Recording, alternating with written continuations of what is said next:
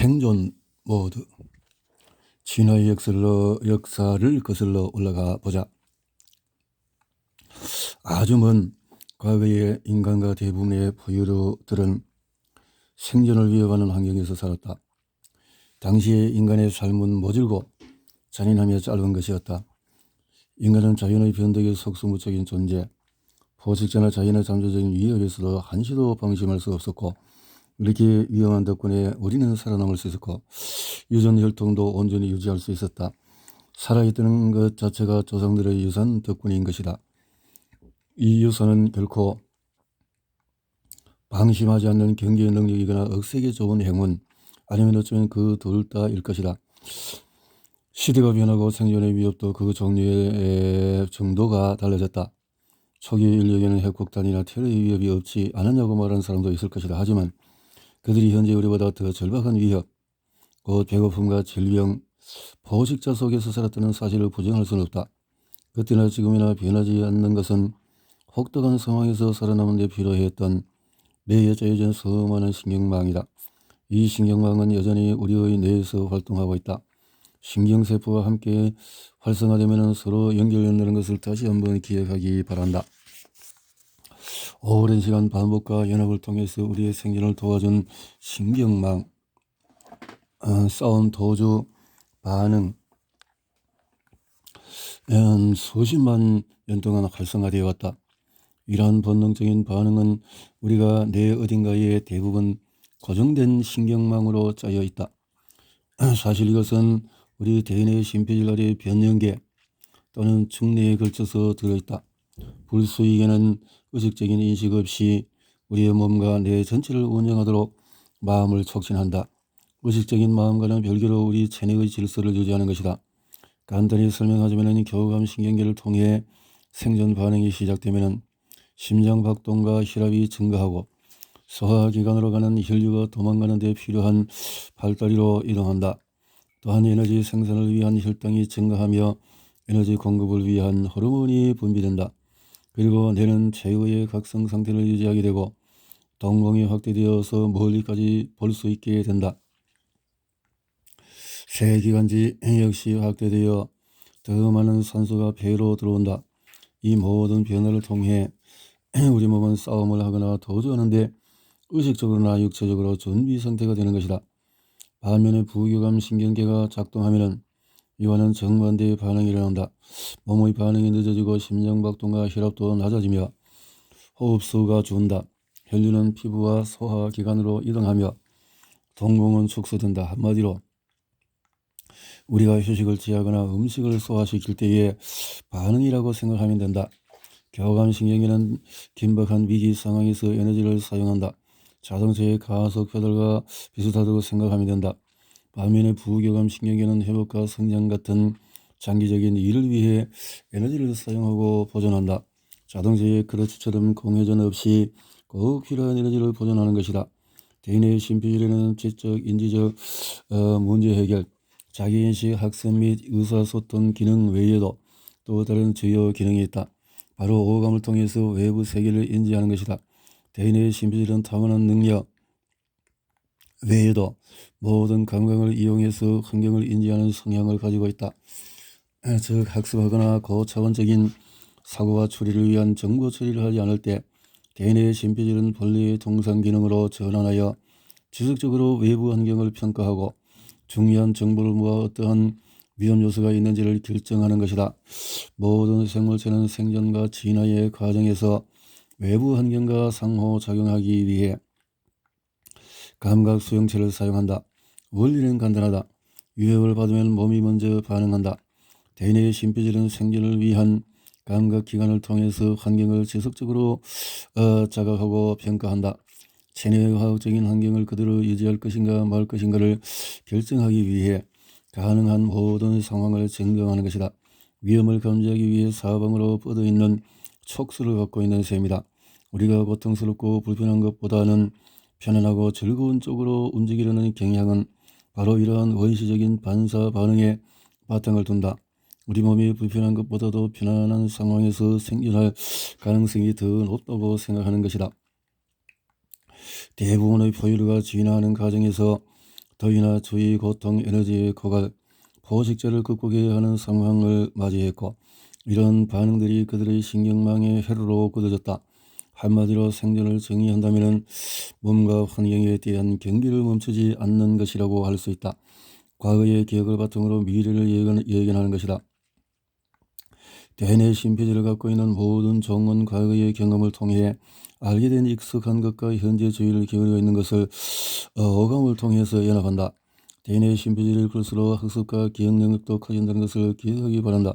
그렇기 때문에 인간은 다른 종에 비해서 미래를 예상하고 준비하는 능력이 더 뛰어나다. 대뇌의 심폐질은 익숙한 외부 환경에서 어떤 방해 요소를 감지하면 체내의 상태를 바꿔 즉시 행동할 수 있도록 준비한다. 그 후에 위험이 종결되면 다시 원래의 상태로 돌아온다. 따라서 우리가 현재의 순간을 살지 않고 과거에 판에 박힌 마음 상태를 유지한다면 어떤 면에서 우리는 생존 모드의 정신구조를 벗어나지 못한 것과 같다. 대뇌의 심폐질에 학습된 지식의 신경회로만을 활용하여 개인적인 정체성의 테두리 안에서 마음을 처리하는 것이다. 또한 우리는 예측 가능하고 일상적인 익숙한 것에만 주의를 쏟게 될 것이다. 우리는 미래에 경험할 가능성이 있는 느낌을 예측하여 이것을 현재 체내의 균형 상태와 비교하곤 한다. 그리고 위험 상황을 맞으면 체내의 화학적인 상태를 뒤엎어서 생존 반응을 시작한다. 결국 우리는 이미 생존 모드로 살아가고 있는 것이다. 이런 방어적인 마음 상태를 유지할 때 우리는 본질적으로 나를 보호하기 위해서는 어떤 일이든 하는 원시적인 반응으로 자신을 무장하게 된다. 문제의 때 보호하려는 나는 몸을 의미한다는 것이다. 패턴 인식. 대뇌의 심폐질은 외부 세계를 감지할 때 익숙한 자극의 패턴을 찾는다. 그래야 앞으로 일어날 일을 예상하고 그것에 어떻게 대비해야 하는지를 알 수 있기 때문이다. 이것이 대뇌가 사용하는 패턴 인식 기능이다. 우리는 연합 기억에서 외부 세계의 자극을 통해 경험하고 배운 것과 일치하는 것을 찾으려고 한다. 일단 감각이 외부로부터 들어온 자극을 감지하면 대뇌 심폐질에 자리 잡은 신경망은 과거의 경험이 새겨진 연합 기억을 활성화할 것이다. 우리의 몸은 환경이 변하면 즉시 반응한다. 예를 들어서 어두운 방에 들어가면 동공이 확대된다. 이것이 바로 정의 반응, 인간을 포함한 동물은 새로운 자극이 주어지면 즉각적으로 반응한다. 다가올 위험을 감지하고 예방하기 위한 것인데 이러한 반사 반응은 환경의 변화를 경험할 뿐만 아니라 새로운 것과 마주쳤을 때도 일어난다. 대뇌의 심폐질은 과거의 기억에서 외부의 자극과 일치하는 것을 찾은 후에 그것이 위협이 되지 않는 것으로 알려진 기억으로 인식되면 우리 몸은 안전할 것이라고 판단한다. 결국 우리 몸은 다시 이완되고 대뇌 역시 다른 잠재적인 상황을 감지하기 위한 활동을 시작한다. 생존이란 항상 준비된 상태에 있는 것, 과거를 기준으로 미래를 예상하는 것이다. 결코 완전히 현재에 관한 것일 수가 없다. 만약에 대뇌 심폐질의 패턴 인식을 통해서 우리 뇌에 각인된 포식자에 대한 신경망과 일치하는 외부 자극을 감지하면 그 순간 뇌는 자동적으로 원시적인 생존 모드로 전환된다. 이러한 생존 반응은 싸움, 도주, 자율신경계를 활성화한다. 이렇게 되면 위험에 대비해서 몸을 준비시키려고 대뇌 심폐질에 있던 혈류와 에너지가 정뇌로 이동한다. 더 이상 생각이나 추론을 하지 않고 그저 반응만 하는 것이다. 이제 몸은 싸움이나 도주를 하기 위한 준비가 끝났다. 남은 것은 싸움과 도주뿐이다. 대부분의 경우에 많은 동물이 포식자나 불편한 자극에 대해 도주하는 것으로 반응한다. 싸우기보다는 도망가는 것이 더 좋은 선택인 경우가 많은 것이다. 예를 들어 숲에서 커다란 곰과 마주친다면 싸움과 도주 중에서 무엇을 선택할지 아무도 고민하지 않을 것이다. 하지만 결혼식에서 같은 테이블에 앉은 남자가 당신을 섬뜩하게 만든다면 어떨까? 당신은 발꿈치로 옆에 앉은 친구를 툭툭 치며 다른 자리로 가자고 얘기할 것이다. 하지만 당신의 친구는 잘생긴 남자들과 얘기하느라 당신의 말을 무시한다. 대화를 하는 동안 당신은 무관심하다 못해 싫은 티를 내게 이른다. 마침내 친구는 당신을 화장실로 끌고 가 뭐가 문제냐? 왜 그렇게 무리하게 구냐라고 묻는다. 그때 당신이 이렇게 대답한다. 잘 모르겠어. 내 왼쪽에 앉은 남자가 전 남편을 생각하게 해. 그 남자가 너무 불편한 걸 어떻게 해? 이 경우 우리는 당신 옆에 앉은 남자가 전 남편에 대한 연합 기억을 발동시켰다고 볼 수 있다. 현재의 상황에 대해서 과거의 익숙한 기억으로 반응하다 보니 처음 보는 남자에 대한 전 남편에게 느낀 것과 같은 느낌으로 반응하게 된 것이다. 얼굴이나 목소리와 같은 자극이 익숙한 기억을 끌어내고 이것은 전 남편에 대한 신경망과 연결되어 일련의 화학적인 느낌을 유발한다. 그래서 그 자리에서 도망가고 싶은 불편함을 느끼게 된 것이다. 이처럼 당신의 현재의 순간을 결정하는 데 과거의 기억을 사용한다. 또한 느낌으로 그 상황을 평가하기도 한다. 왜일까? 바로 우리의 기억은 모두 그에 상응하는 감정과 연결되어 있기 때문이다. 말하자면 생존은 감정에 의한 반응인 셈이다. 낯설미 주는 불편함. 불쾌한 사람이나 장소, 사건, 사물을 생각나게 하는 것을 보는 것보다 우리를 더 도망가고 싶게 만드는 것은 바로 낯설미다. 우리는 유전 학습 또는 기억을 통해 발전시킨 신경망과 외부의 자극을 연합시키지 못할 때 괴로워한다. 이러한 괴로움은 편안함에 대한 생각과 연계된다. 내 몸은 항상성을 유지하도록 짜여져 있다. 그런데 낯선 것은 언제나 균형을 위협하고 균형이 흔들리면 우리는 불편함을 느끼게 된다. 생존을 위해서 편안함, 익숙함, 예측 가능함을 추구하고 성취하도록 짜여져 있기 때문이다. 뇌의 이런 특징 때문에 우리는 이미 알고 있는 어떤 위협을 인지할 때 또는 익숙한 환경의 변화가 있을 때 싸움 도주 반응을 통한 생존 모드로 전환된다. 예를 들어 나무덤불 속에서 뭔가 바스락거린다면 대뇌의 신비들은 모든 주의를 외부 세계에 집중하여서 잠재적인 위협이 무엇인지를 파악하려 들 것이다. 만약에 과거의 경험을 통해서 형성된 신경망 중에서 이 낯선 자극과 합치하는 것을 찾지 못한다면 우리 뇌는 이 자극을 신은 불명으로 처리하여 싸움 도주 신경계를 통해 몸을 위험에 대비시킬 것이다. 우리는 외부 세계가 익숙한 패턴에서 벗어나면 그 낯선 것이 가져올지도 모를 사태에 대비하도록 프로그램이 되어 있는 것이다. 다른 모든 동물들과 마찬가지로 우리는 알지 못하는 것으로부터 우리를 보호하는 방어 체계를 가지고 있다.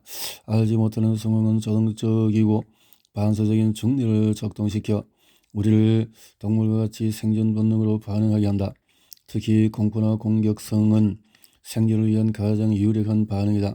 우리가 그러한 행동으로 반응할 때 이것은 마치 동물적인 본성을 드러내는 것과 같다. 무엇보다도 몸과 환경, 시간에 우리의 모든 의식이 집중된다. 동물의 세계에서 이러한 공포, 즉 알지 못하는 것에 대한 반응은 보호의 수단이다. 어떤 동물들은 조금이라도 평소와 다른 것이 있으면 주의를 집중하고 즉각 대비한다.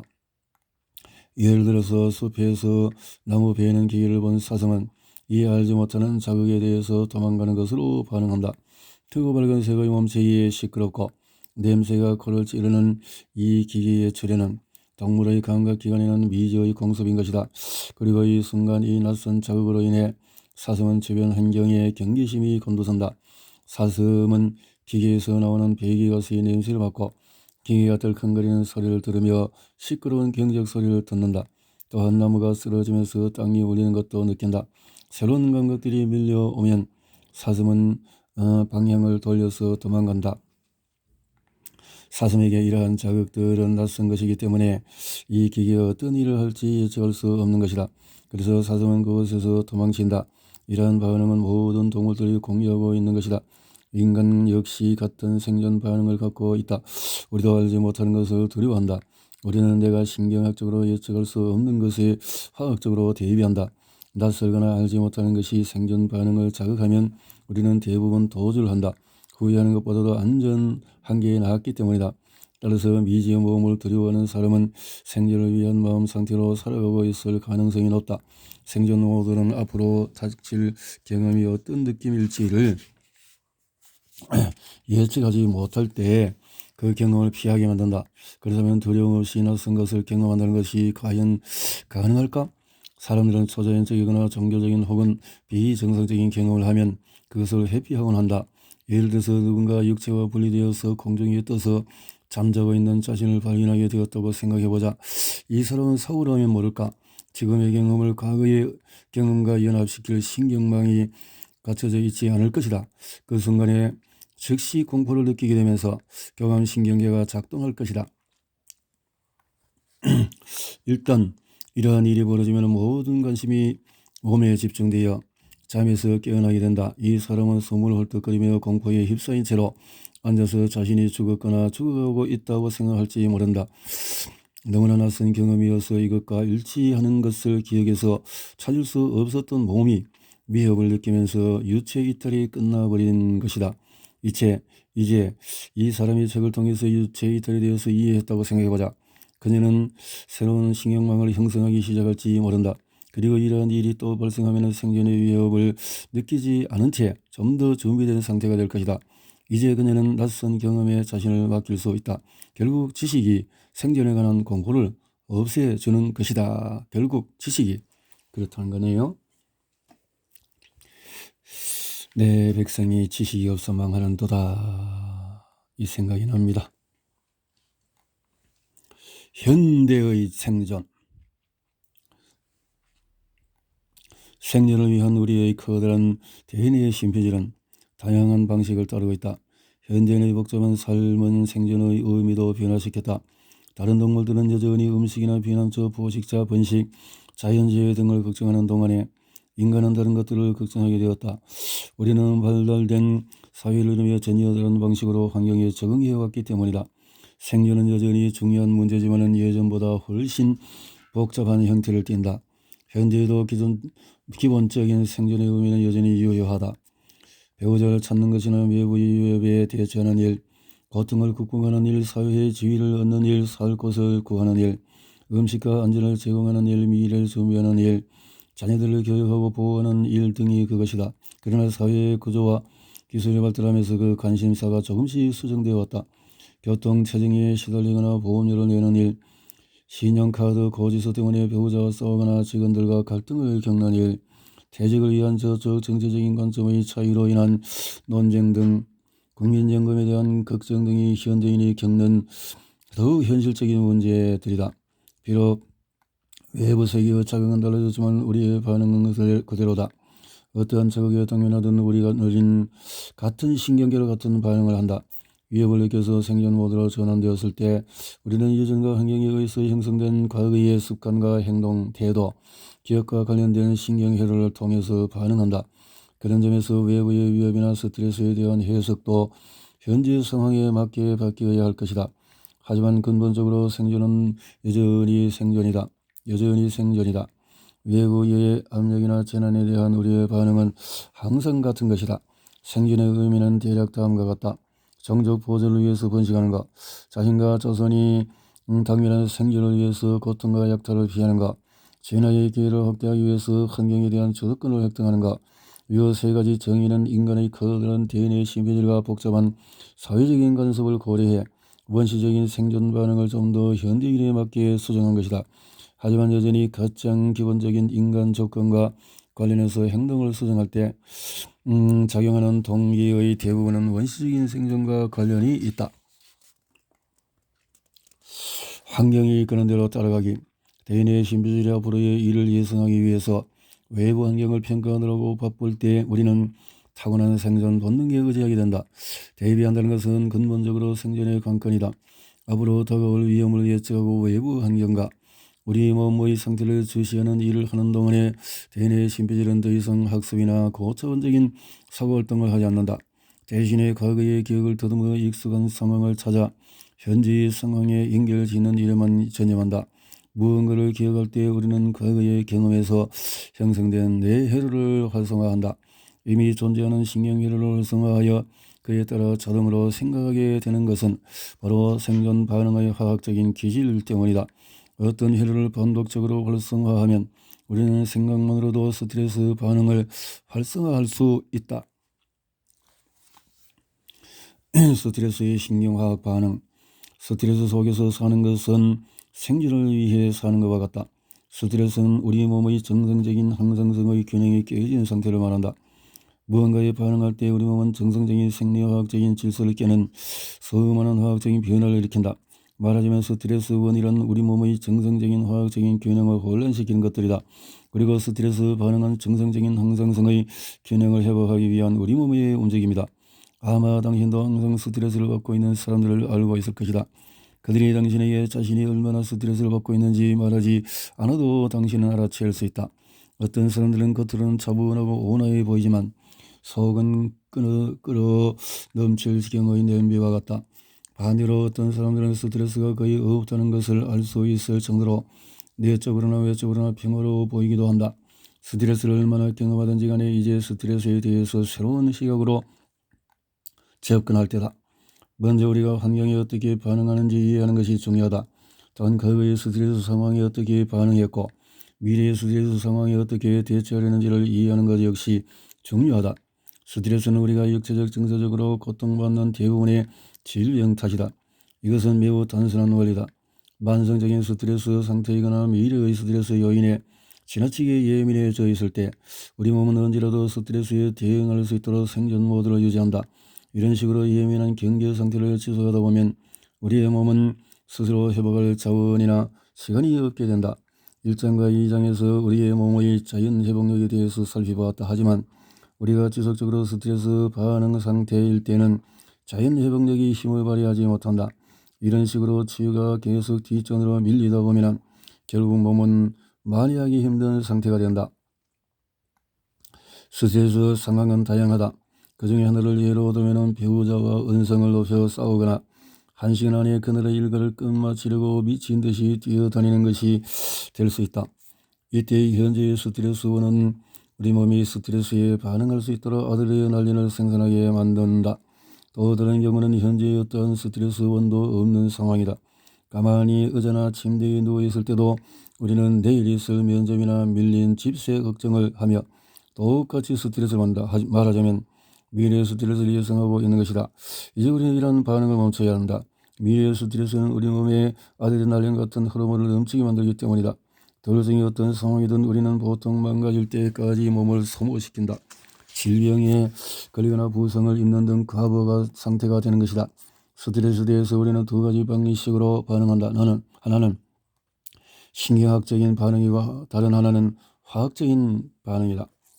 신경 반응은 또 화학적인 반응은 이렇게 스트레스가 일하고 있다라는 건데요. 그래서 스트레스가 심리적으로 정신적으로 오는 여러 가지 다양한 스트레스가 넘치게 되는데 신경 반응은 빠른 길. 스트레스 반응을 일으키는 신경계의 처리 과정을 간단히 살펴보자. 첫 번째 반응은 가장 긴급한 것. 자율신경계는 환경의 자극이나 우리가 상상한 자극에 반응해서 활성화한다. 활성화된 자율계는 척수와 척수신경을 통해서 부신과 가장 직접적으로 연결된 말초신경으로 곧장 정보를 전달한다. 일단 정보가 부신에 도달하면 아드레날린이 생산되어 혈액으로 분비된다. 첫 번째 반응은 전광석화처럼 대번에 이루어진다. 그 결과 우리 몸의 화학적인 상태가 변하고 여러 생리적인 반응이 급속하게 일어난다. 우리 몸은 소화 같은 기능을 멈추고 내부 장기에서 근육으로 혈액을 이동시켜서 행동하기 쉽도록 준비한다. 우리 몸이 고도의 경계 상태에서 에너지를 비축해 놓고 싸우거나 도주할 준비를 하는 것이다. 화학 반응은 느린 길, 신경계의 스트레스 반응과 마찬가지로 화학적인 스트레스 반응도 외부의 자극뿐만 아니라 생각만으로도 유발된다. 화학적인 스트레스 반응의 과정은 다음과 같다. 우리가 스트레스원에 반응할 때 이런 다양한 신경망을 활성화하고 이 신경망은 중뇌 시상하부의 신호를 보낸다. 그래서 화학물질은 펩티드를 생산하고 펩티드를 부신 자극 호르몬 분비 호르몬이라고 부른다. 교감신경계, 부교감신경계 뇌를 통해서 뇌, 심장, 위, 부신, 신장, 생식기관 이렇게 일을 하게 되어진다 라는 거네요. 그래서 화학 반응의 중심축은 부신, 신장 이렇게 연결이 되어진다. 뇌에서 시상압으로 통해서 한다. 뇌하수체에서 나오는 화학 신호는 부신으로 전달해서 부신세포들이 글루코코티노이드라는 화학물질을 생산할 수 있도록 작용한다. 이것은 나중에 체내의 질소를 바꾼다.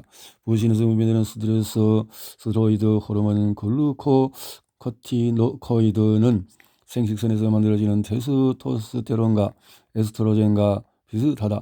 이런 화학물질은 신경 반응에서 유사한 생리적인 변화를 일으킨다. 이게 신경 반응이 고속도로처럼 더 즉각적이고 직접적이라면 화학 반응은 입구와 출구가 많은 국도에 가깝다. 공통점은 둘 다 생전이 일어나는 도시로 연결된다는 것이다.